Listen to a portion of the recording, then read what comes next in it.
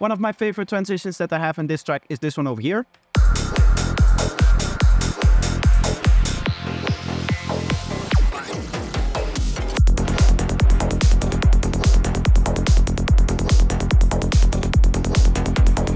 You're gonna hear very, very powerful stuff, but it does need a little bit of an extra rise to it. So what I want to do is I want to create an atmosphere kind of one shot that is going to do that. When I say atmosphere kind of one shot, what I really mean is I want like a little bit of a pluck or maybe like an arp or something like that. And then it's going to be a massive delay that's actually going to be rising up. So maybe it sounds like this, going through a little bit of extra distortion. Just the default setting sounds very, very cool. I will need to remove some lower frequencies.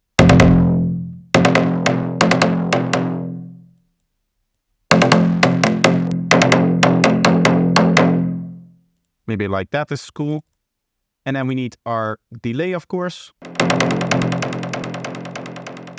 Just gonna get the first 3 notes, I guess.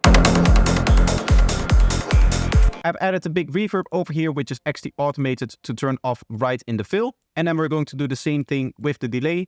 The other thing that we're going to do though is we're going to set it to 100% so that it rises in volume here. I'm also going to up the feedback to make sure that it can actually handle that to something like 96 here, so that it's almost at 100%. Of course, having feedbacks at 100% is a little bit of a danger in the project, so I like to keep them just below it if I'm going for like an infinite delay effect. We just want to make sure that the delay can actually bridge this entire section here. And of course, the filters are completely open to make sure that the whole sound comes through. And then the final thing that we have to do is to get our actual rising effect, which we do with a shifter. So we're going to set this to frequency shift mode, drag it in front of the reverb, and then we're probably going to be able to use the fine tuning here. I think this is going to be enough of a range for us to get a nice sound out of that, like 500 hertz like this.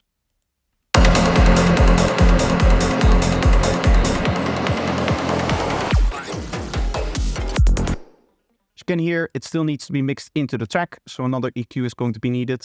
A little bit of volume removal from here, but again, there's a lot of muddiness, a lot of extra stuff happening over here, which we'll take out. And then we'll just lower its volume so that it actually fits in the track.